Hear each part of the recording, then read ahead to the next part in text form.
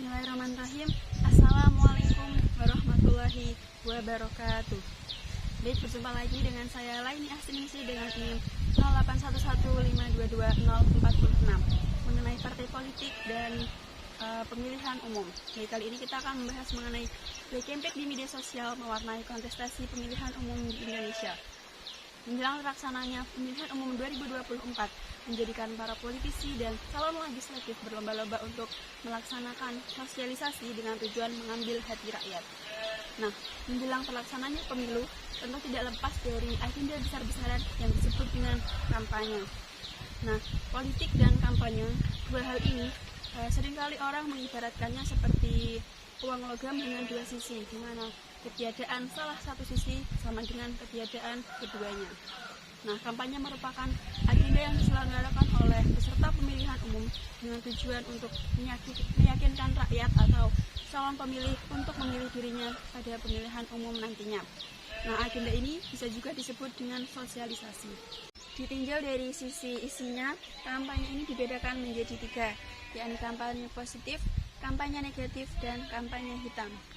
Nah, kampanye positif merupakan kampanye yang bertujuan untuk menampilkan seorang calon melalui informasi yang berisi tentang hal baik apa saja yang pernah calon itu lakukan dan kemudian didukung dengan prestasi-prestasi apa saja yang pernah ia dapatkan. Nah, intinya kampanye positif ini hanya menampilkan hal-hal baik yang dimiliki oleh seorang calon. Nah, yang kedua adalah kampanye negatif. Nah, kampanye negatif ini menampilkan atau mengungkap kekurangan-kekurangan yang dimiliki oleh seorang calon. Nah, kekurangan ini nantinya akan dikaitkan dengan peristiwa-peristiwa yang telah terjadi di masa lampau. Nah, kemudian jenis kampanye yang terakhir adalah kampanye hitam. Nah, kampanye hitam adalah kampanye yang dilakukan dengan tujuan untuk membunuh karakter seseorang ataupun benda yang dirasa berpotensi untuk memiliki kekurangan, tetapi sebenarnya dalam diri calon tersebut tertanam dengan kuat bahwa dia adalah yang terbaik dan yang terkuat. Kampanye merupakan agenda wajar yang dilakukan oleh para politisi yang hendak mencalonkan diri. Dengan catatan, kampanye dilakukan sesuai dengan prosedur dan tidak melanggar undang-undang, serta tanpa menyudutkan pihak manapun. Namun pada kenyataannya, masih banyak oknum yang melakukan kampanye hitam dan melakukan black campaign dengan tujuan untuk menjatuhkan lawan politik ketika pemilu dan memenangkan dirinya. Nah, black campaign merupakan kampanye yang dilakukan dengan tujuan untuk menyebarkan fitnah atau isu-isu yang tidak dapat dipertanggungjawabkan kebenarannya sehingga masyarakat tidak memilih lawan politiknya ketika pemilu dan memberikan hak suara mereka kepada oknum tersebut. Nah, pada awal mulanya, black campaign dilakukan dengan melalui cerita dari mulut ke mulut. Namun seiring dengan perkembangan teknologi, black campaign dilakukan melalui media sosial. Mengingat masyarakat Indonesia memiliki intensitas yang cukup tinggi dalam menggunakan handphone dan gadget, serta menyukai sesuatu yang berbau viral. Awalnya media sosial digunakan untuk mempermudah interaksi jarak jauh dan juga untuk melakukan personal branding. Namun akhir-akhir ini media sosial juga digunakan untuk menjadi alat kampanye karena media sosial dapat memberikan kontribusi yang cukup signifikan. Mengingat media sosial ini dapat diakses dengan mudah oleh siapapun, kapanpun, dan dalam kondisi apapun. Nah, terlebih media sosial TikTok yang semenjak COVID-19 melanda Indonesia, banyak masyarakat yang melakukan aktivitas atau mencari kesibukan melalui media TikTok. Dengan begitu, informasi apapun, entah itu valid ataupun tidak, dengan mudah dapat menyebar dan diketahui oleh masyarakat. Nah, kemudian inilah yang disalahgunakan oleh partai politik dan anggotanya untuk melakukan black campaign. Awalnya media sosial digunakan untuk mempermudah interaksi jarak jauh dan juga untuk melakukan personal branding. Namun akhir-akhir ini media sosial juga digunakan untuk menjadi alat kampanye karena media sosial dapat memberikan kontribusi yang cukup signifikan. Mengingat media sosial ini dapat diakses dengan mudah oleh siapapun, kapanpun, dan dalam kondisi apapun. Nah, terlebih media sosial TikTok yang semenjak COVID-19 melanda Indonesia, banyak masyarakat yang melakukan aktivitas atau mencari kesibukan melalui media TikTok. Dengan begitu, informasi apapun, entah itu valid ataupun tidak, dengan mudah dapat menyebar dan diketahui oleh masyarakat. Nah, kemudian inilah yang disalahgunakan oleh partai politik dan anggotanya untuk melakukan black campaign. Awalnya seorang calon akan menyiapkan buzzer untuk menyebarkan informasi yang salah atau menyebarkan fitnah agar isu tersebut menjadi viral dan kemudian diketahui oleh masyarakat umum. Nah, masyarakat yang tadinya memiliki kepercayaan untuk memilih calon tersebut pada akhirnya akan membatalkan niatnya. Kemudian kondisi ini dimanfaatkan oleh lawan politik untuk mengunggulkan dirinya dan mengambil alih suara masyarakat agar berpindah kepadanya.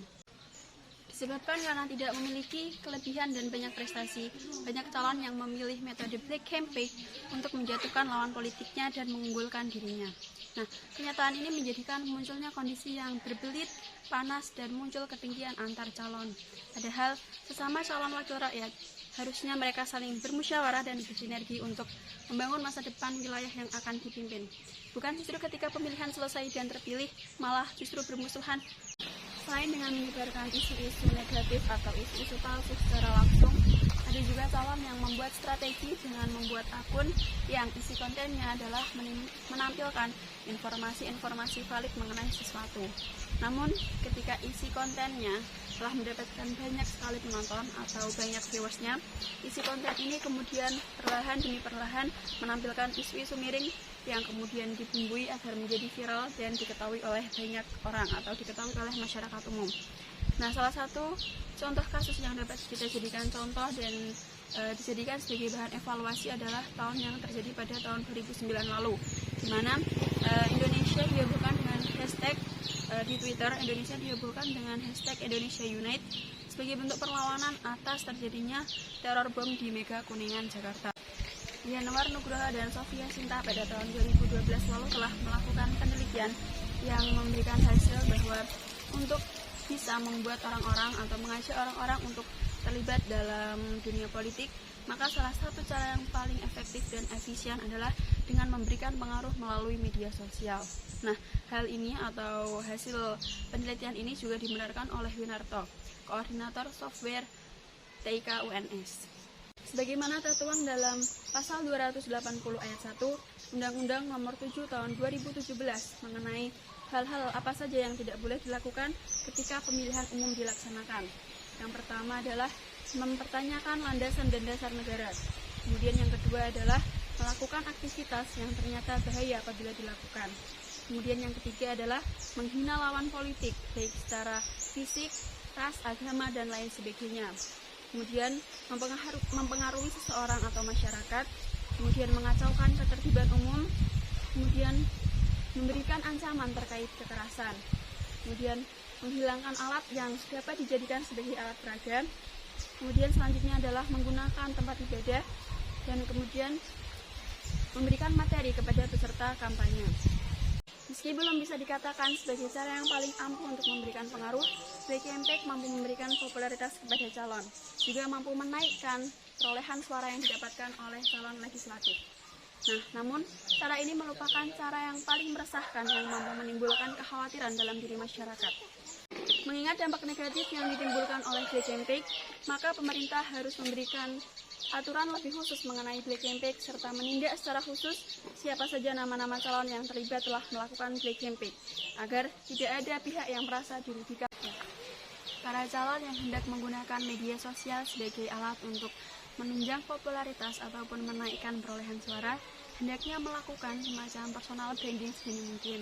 Nah, tujuannya adalah untuk mengetahui karakter yang dimiliki oleh lawan politiknya, sehingga dengan demikian dia mampu memperkirakan metode apa yang dapat dilakukan agar masyarakat atau calon pemilih nantinya memberikan hak suara atau hak pilih mereka kepada dirinya atau kepada calon tersebut. Pada bulan Agustus 2018 sampai dengan Februari 2019, Kominfo mengumumkan bahwa sebanyak 771 kasus atau berita hoax telah tersebar luas di dunia maya, di mana 181 diantaranya adalah kasus mengenai politik yang tujuannya adalah agar calon presiden dan calon wakil presiden yang telah mendaftarkan diri kemudian digugurkan dan tidak terdaftar kembali menjadi calon. Nah, hal ini tentu termasuk tindakan black campaign yang dapat menimbulkan kerugian bagi banyak pihak. Nah, kasus ini merupakan salah satu tindakan black campaign yang tentunya dapat menimbulkan kerugian bagi banyak pihak dan telah menyebarluaskan isu bohong atau berita palsu. Tidak salah memang memilih media sosial sebagai alat untuk menunjang popularitas serta menaikkan perolehan suara. Pasalnya, keseluruhan keberhasilan promosi ternyata justru ditentukan dari media sosial. Oleh sebab itu, masyarakat harus memiliki konsistensi untuk menentukan siapa calon yang akan dipilih. Jangan sampai ketika telah memilih calon, justru calon yang dipilih nantinya membuat undang-undang yang merampas haknya atau undang-undang yang merugikan banyak pihak. Sudah saatnya masyarakat Indonesia menjadi pemilih yang berwawasan, hati-hati dalam mengambil kebijakan, serta cerdas dalam memilah mana informasi yang harus dicerna, serta mana informasi yang harus dihindari. Sekian presentasi dari saya. Wassalamualaikum warahmatullahi wabarakatuh.